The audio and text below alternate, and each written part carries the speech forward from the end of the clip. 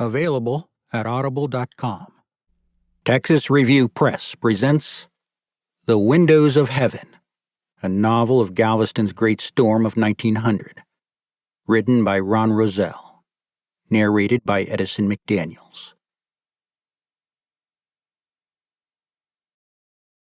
Galveston's people huddled in the upper stories of buildings and houses as the savage wind stabbed all around and above them, and the raging water surged below.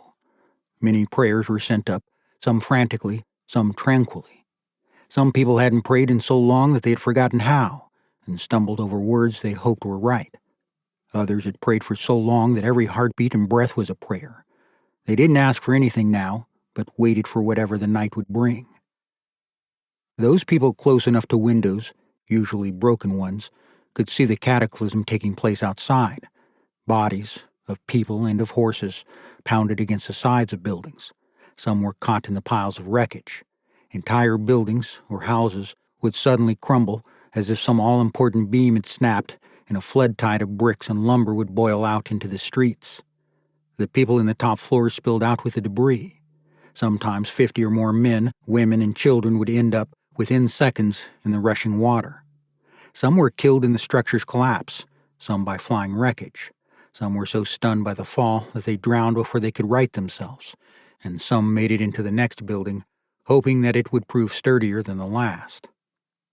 Some who were catapulted into the tempest searched for wives or husbands or children. Few found them, since the water was moving so swiftly. More than one parent, having watched their family die, gave themselves up to the fury around them and let themselves be swept to whatever fate awaited them. Darkness began to fall on the island, which was no longer an island, but part of the sea. The people huddled in the tops of buildings and houses became aware of the fading light. They scrunched closer to their families or friends, or, sometimes, complete strangers. Everyone was tired and hungry and afraid, and everyone wanted the assurance of other people next to them. Children cried, and many adults. Almost everyone prayed. Some sang. The wind was blowing harder, and more structures were falling apart.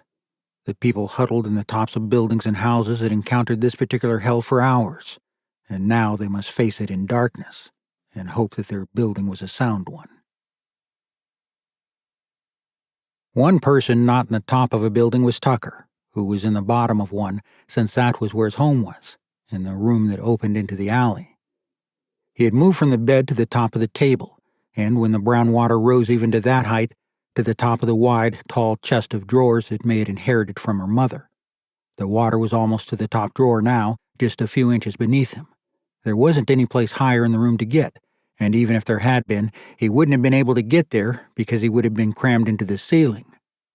Other pieces of furniture bobbed up and down, like corks on fishing lines, and bumped against the walls. The dark, frothy water swirled around in the room, looking for some place to go.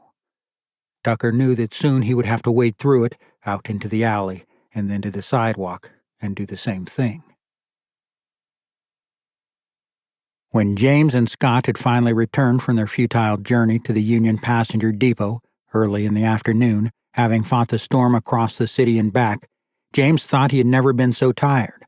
Then, after they had carried and guided the over 100 patients from the doomed county hospital over to the St. Mary's Infirmary, he knew that he had endured levels of exhaustion that he hoped to never come close to again. When the job was finally completed, there hadn't been beds available for them to collapse into, so they stretched out on the tops of 2 tables in an upstairs supply room. They didn't talk, but just lay there, happy, for the moment, to not be moving and carrying people and wading in water or climbing stairs. Scott slept for a while and woke up to see an empty tabletop where James had been. He leaned up to a sitting position and tried to stretch some life back into his spent muscles. He stumbled to the door and saw his friend standing with a nun and 2 patients down the hall. He recognized the 2 men. He had guided them both through the high water. For once, James wasn't doing the talking. "We can't let you leave," the nun was saying, "and that's the end of it." "That ain't the end of it," one of the men said. "Our families are out there, and we've got to get to them." "You can't get to them," the nun said. "You just came in out of the water and went, and you know that."